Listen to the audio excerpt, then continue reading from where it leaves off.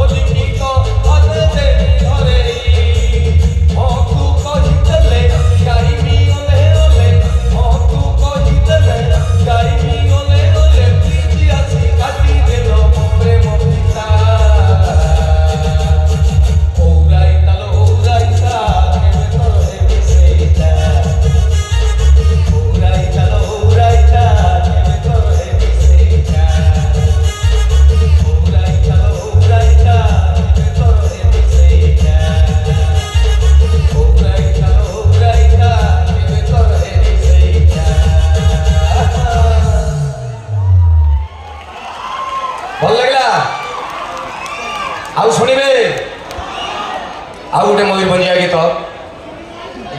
ଅଛନ୍ତି ଏବଂ ଆପଣମାନେ ଏତେ ସଂଖ୍ୟାରେ ଅଛନ୍ତି ବର୍ତ୍ତମାନ ଆସି ରାତି 10:30 ବାଜିବାକୁ ବସିଲେଣି।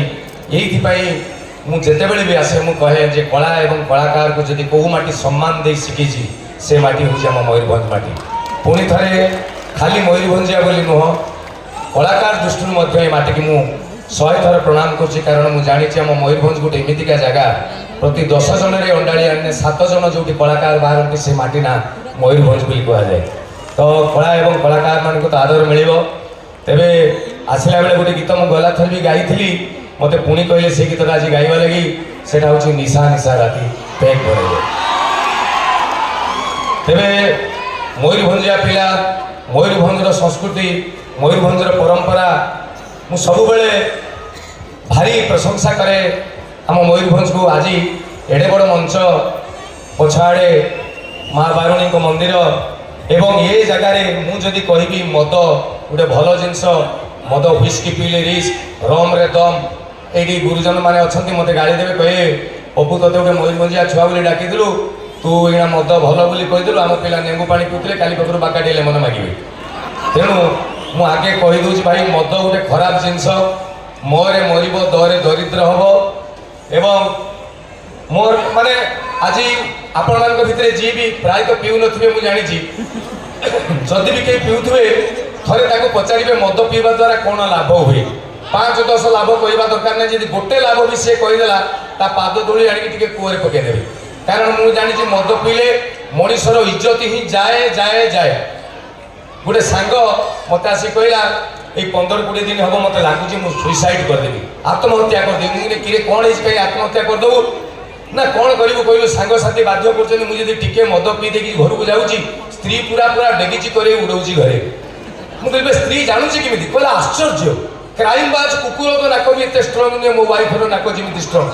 ଘରେ ପଶିଲା ମାନେ ହଁ ମଦ ପିଇ ଦେଇକି ଆଇଛୁ, କାଲି ତ ମୁଁ ଘର ଛାଡ଼ିକି ପଳେଇବି।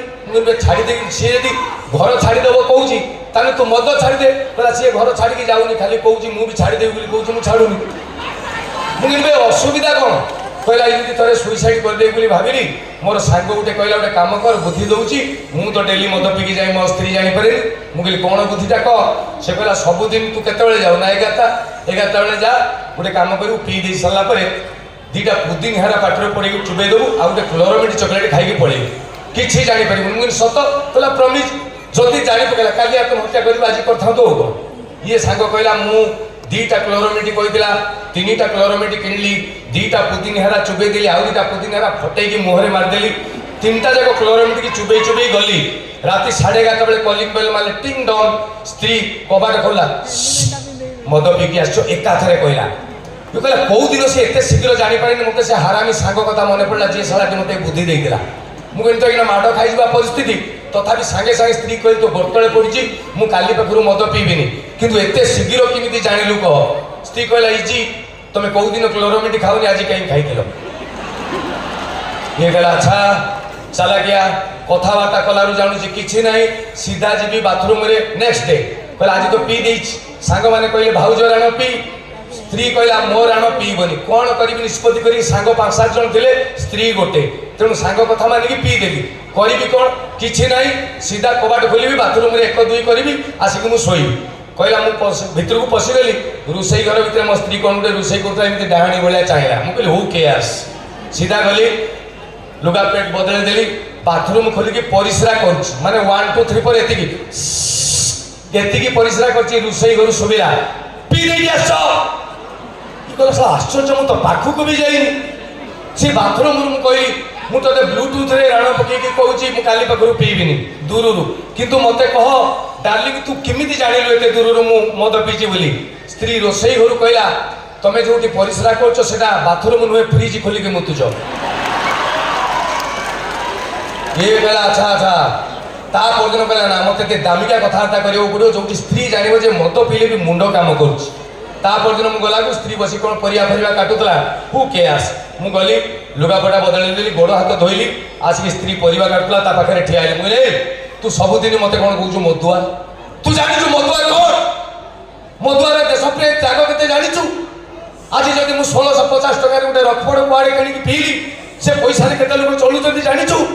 जोटी कंपानी तैयारी होची 5000 लोक तांको फैमिली सी पठेला प्रति स्टेट लेवल को जी डिस्ट्रीब्यूटर सी ता फैमिली सी पठेला लोकल डिस्ट्रीब्यूटर पुनी आम घर पाखे सरकारी विदेशी मद दुकान जेतिकी लोक मद सहित एटाच जी सिजा मुग अंडा बिकुची जी कुकुड़ा फड़ी बिकुची जी खाली बोतल बिकुची समस्ते मो पैसा शेयर कर हाँ ना ना मु जानी मरीगला मो कलिजा कुकुर भी खाइबनी किंतु 25,000 30,000 लोक मद पिउची मो जीवन पछे नरके पड़ी था जगत उद्धार हो तू कहबो मदुआ देश में कोविड पड़ला कोरोना पड़ला देशर अर्थनीति में बांकी गला आम प्रधानमंत्री दाढ़ी बढ़े देले बारिक ना काटवा लगी पैसा पतर अभाव कौन करा 2 वर्ष पर किए गोटे चालाक लोक जाकि मोदी की कहला मोदी जी गोटे काम करूँ गोटे दिन मद दुकान खोलू गोटे दिन कौन गोटे मोदी को मुंड को आया कहले हाँ गोटे दिन खोल इरे भाई आप विश्वास करेंगे लिखिकी यूट्यूब गूगल सर्च करेंगे गोटे दिन में इंडिया रे बिक्री है 390 कोटी टंका मद पाकिस्तान जीडीपी ठारू अधिका तमें आमको मदुआ कह तू जाचु मत चाह तू जाचु मु एकुटिया चाहिए ए देश बदल देवी चेंज करदेवी से पर्यंत स्त्री किसी कही ना या पर स्त्री खाली पदटे कहला देश बदल पछरे आगे मो सायाटा पिंच बदलाओ